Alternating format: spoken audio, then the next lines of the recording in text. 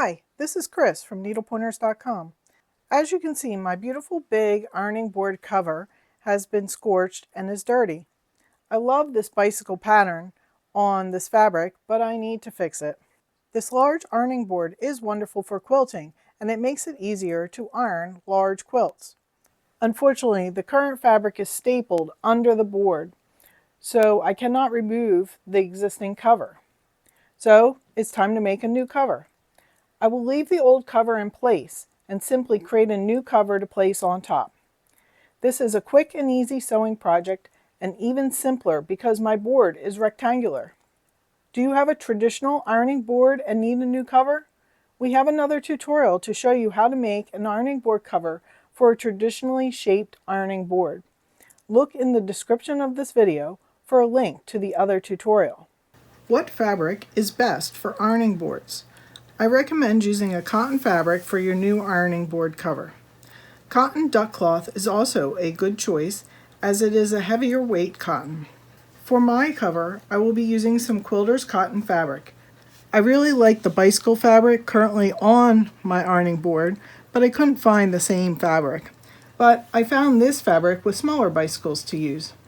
I made this other cover as a test for making this video. I also like how this fabric looks on the board. Before going to the store, measure your ironing board width and length in order to determine how much yardage you will need. Purchase yardage that is at least the length of your board plus 10 inches. For the cording, I used 1/4 inch cord I had on hand. To determine the length of the cord needed, take the length plus the width of your board and multiply it by 2. Then add an extra 20 inches. This will give you a long enough cord to go around your entire board with extra for tying the bow. My board already has padding, so I won't need to replace it. If you need padding for your board, quilter's batting or an old bath towel will work wonderfully. What you will need to make the ironing board cover: some cotton fabric or cotton duck cloth, 1/4 inch cording, thread, 1 safety pin, masking tape, a small ruler, a rotary cutter, mat, and ruler, or just a ruler and a pair of scissors, a sewing machine, an ironing board, and some straight pins. The first step is to cut the fabric. This ironing board cover will wrap around to the bottom of the board, and we will create a casing for the cording from the fabric. To calculate the size of the fabric to cut, measure the thickness of your board and the length and the width of your board. Take the thickness of your board and add 2 inches for extra that wraps underneath, 1.5 inches for the casing itself, and then multiply that number by 2. So my board is 1 inch thick, so I would take 1 inches plus 2 inches plus 1.5 inches. Add those together, then multiply that number by 2, which gives me 9 inches. Add that amount that you calculated to the width and the length of your board. So my board is 24 inches wide by 66 inches long, and I'll add 9 inches to each dimension to get my fabric cut size of 33 inches by 75 inches. Use your rotary cutter, mat, and mat board to cut the fabric to size. Fold the fabric into quarters by putting all 4 of the corners together and smoothing it out flat. Take a round object like a small plate, old CD, or DVD disc and place it on the corner to make a curve. Use a pen, pencil, or marking chalk to mark a line. Use your scissors and cut out the curve.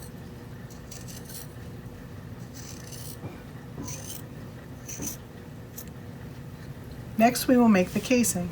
Place your fabric with the wrong side facing up on your ironing board. Starting near the corner of one of the long edges, fold the fabric over 1/2 inch and measure it and iron it flat.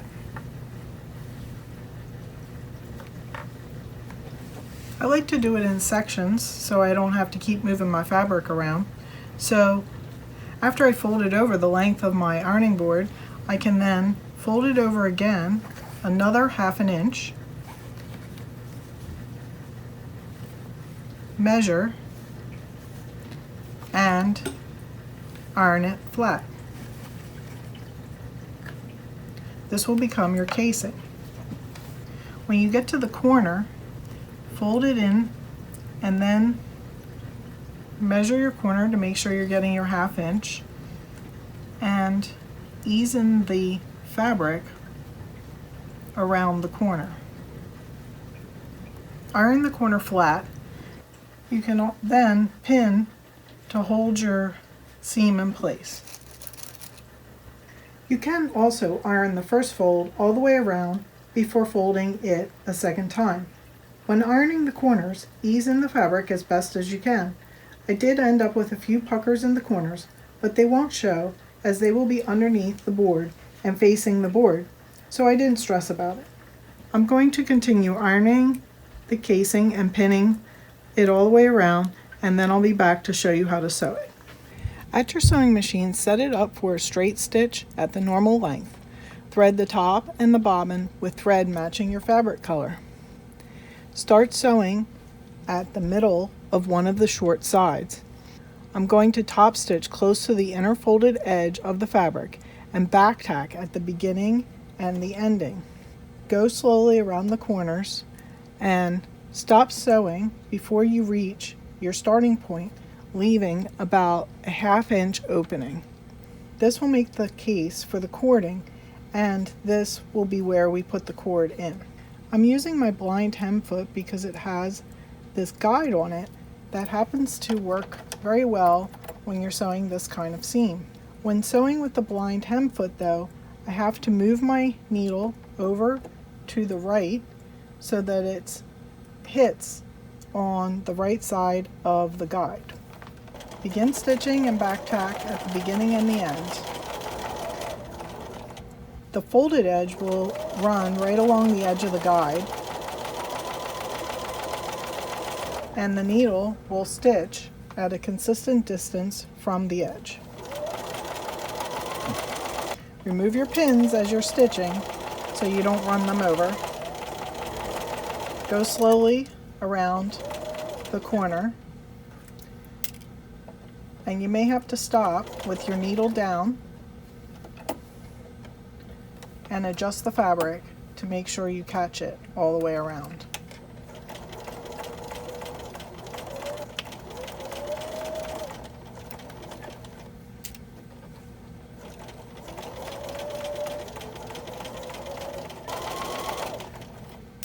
I'll continue stitching all the way around and we'll be back after I finish.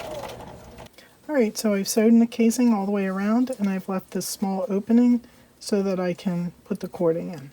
Cut the length of cording needed to get around the entire board.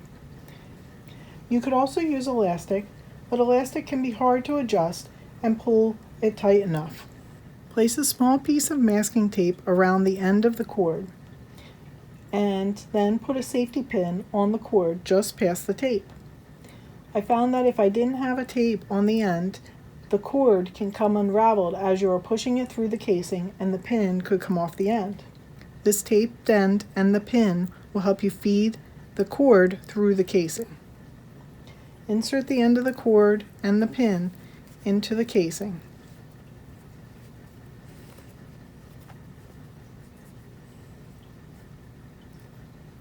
Use the pin to work the cord through and around the entire outside of the ironing board cover until you come back around to the starting point. So just push it a little bit and then hold and pull the fabric, and then that will feed the cord into the casing. And this will take you a little while, so be patient and it'll eventually get around. So I'll be back after I've fed this through the entire casing. Work through the cord all the way and make it so that you have both ends pretty even. Tie a small knot in the end of each cord to keep them from unraveling. Your new cover is ready to be placed on your ironing board. If you need a cushion, cut a piece of batting or towel to size and put it on the board before placing the cover on. Lay the cover flat on the board and wrap the cording around the bottom of the board. Use the long ends to pull the cord to tighten the cover on the board. It may take a bit of adjusting to get it centered and tight all the way around. As you can see, I have it tight on here, and I've tied a bow from the ends of the cord. I can then tuck these ends up inside the fabric here to keep them out of the way. Later, if you need to remove the cover, you can easily untie the cord and take the cover off. If you plan to wash the cover, I recommend retying the cord or safety pinning the two ends together before putting it in the washing machine. This should help the cord from getting caught and pulled out of the casing. I hope you enjoyed learning how to make a new ironing board cover for your big ironing board. Let us know what you think in the comments below. Like and share our videos, and if you are not a subscriber, subscribe to our channel so you won't miss future videos. Visit our website, needlepointers.com, for lots of other quilting and sewing tutorials and free projects. While you're there, sign up for our free weekly newsletter so you won't miss new tutorials. Happy sewing!